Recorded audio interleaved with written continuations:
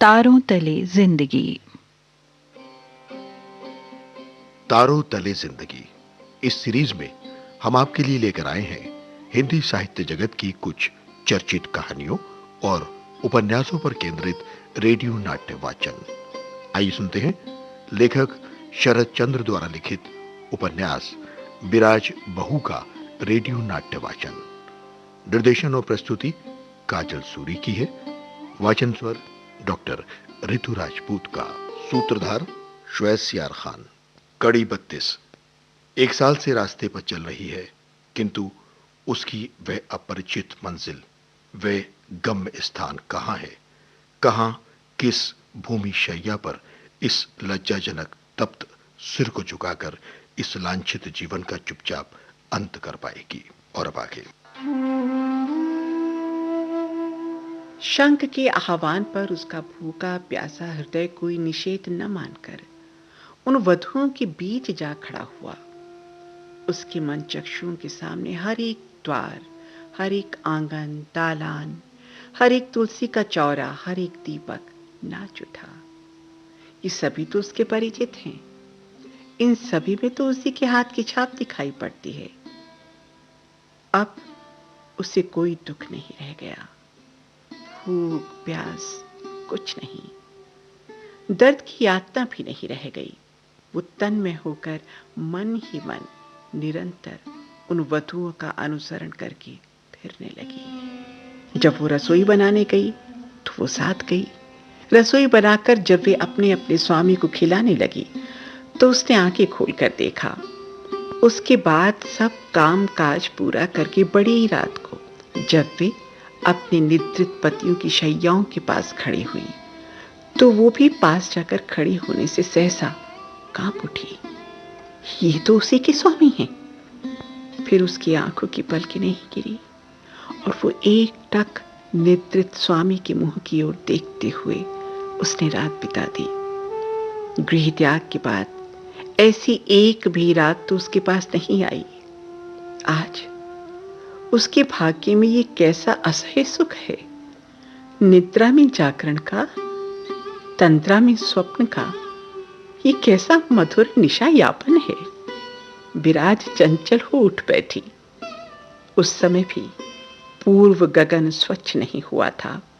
उस समय भी कुछ दूरी पर ज्योत्सना शाखाओं और पत्तियों की सांधों से आकर वृक्षों के नीचे और उसके चारों ओर शैवाली के फूलों की तरह चढ़ रही थी। वो सोचने लगी, यदि वो असती है तो वो आज इस तरह उसे क्यों दिखाई पड़े। क्या इससे ये बताया है कि उसके पाप का प्रायश्चित पूर्ण हो गया है? तब तो एक क्षण के लिए भी वो रुक ना सकेगी। वो सिर उठाकर प्रभात की प्रतीक्षा करने लगी। आज की रात ने उसकी रुद्र दृष्टि को बलपूर्वक उद्घाटित करके समस्त हृदय में आनंद और माधुर्य भर दिया था। आज भेंट हो या न हो, अब तो कोई उसे एक क्षण के लिए भी स्वामी से दूर न रख सकेगा। इस तरह उन्हें पाने का रास्ता था, किंतु वो व्यर्थी स्वामी से छूटकर इतने दिनों दुख उठाती रही। ये गलती गंभीर वेदना के साथ बार बार उसे बींधने लगी। आज न जाने कैसे उसे विश्वास हो गया कि वो पुकार रहे हैं। विराज दृढ़ स्वर में बोली, ठीक तो है, ये देह क्या मेरी अपनी देह है? उनकी आज्ञा के बिना मैं इसे इस तरह नष्ट कर रही हूं। न्याय करने का अधिकार मेरा नहीं है, उनका है। जो करना होगा वो ही करेंगे। मैं सारी बात उनके चरणों में निवेदन करके छुट्टी पा जाऊंगी। विराज लौट पड़ी। आज उसका शरीर हल्का था, पग मानो कठिन मिट्टी पर पड़ रहे थे। मन चारों ओर से भरा था, कहीं जरा भी ग्लानि नहीं थी। चलते चलते वो बार बार दोहराने लगी, उसकी ये कैसी विषम भूल है, ये कैसा अहंकार उस पर छा गया था।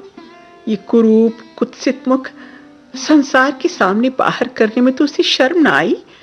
शर्म आई केवल उसके पास जिसके निकट प्रकाश करने का एकमात्र अधिकार 9 बरस की उम्र में ही विधाता ने निर्दिष्ट कर दिया था। पुंटी दादा को मुहूर्त भर भी विश्राम नहीं लेने देती थी। पूजा के समय से लेकर पौष के अंत तक एक के बाद एक नगर और तीर्थ के बाद दूसरे तीर्थ तक खींचे लिए फिर रही थी। उसकी उम्र कम है, शरीर स्वस्थ और बलवान है, कौतूहल की सीमा नहीं है। उसके साथ बराबर पांव से चलना नीलांबर की शक्ति के बाहर था। इसलिए वो थक गया है, पर समझ में नहीं आता कि कहीं ठहर कर कुछ आराम कर लेने की इच्छा क्यों नहीं होती। क्यों उसकी सारी देह रात भर घर की ओर देखती हुई उसे भागने भागने को कहती है। भाराक्रांत मन क्यों देश लौट चलने के लिए रात दिन रो रो कर प्रार्थना करता है। ये भी उसकी समझ में नहीं आता। देश में अब क्या है, क्यों ऐसे स्वास्थ्यकर स्थान में मन नहीं लगता। छोटी बहू बीच बीच में पुंटी को चिट्ठी भेजती रहती है। उनमें भी तो ऐसी कोई बात नहीं रहती। तो भी उसी जंगली देश अपने गांव के आकर्षण से उसकी दुबली काया ठिठरी भर रह गई। पुंटी चाहती है दादा सब कुछ भूलकर पहले की तरह हो जाएं, वैसे ही स्वस्थ, वैसे ही सदा आनंद में रहने वाले, वैसे ही मुंह में गाने वाले, वैसे ही कारण अकारण ऊंची हंसी के अक्षय भंडार बन जाएं। किंतु दादा उसकी सारी चेष्टाओं को असफल करने पर लगे। पहले उसने इस तरह नहीं सोचा था।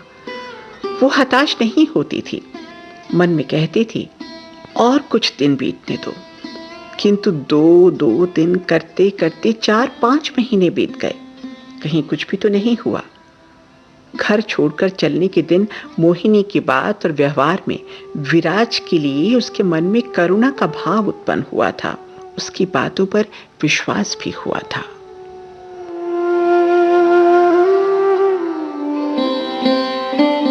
तारों तले जिंदगी इस सीरीज में अभी आप सुन रहे थे लेखक शरद चंद्र द्वारा लिखित उपन्यास विराज बहू का रेडियो नाट्य वाचन।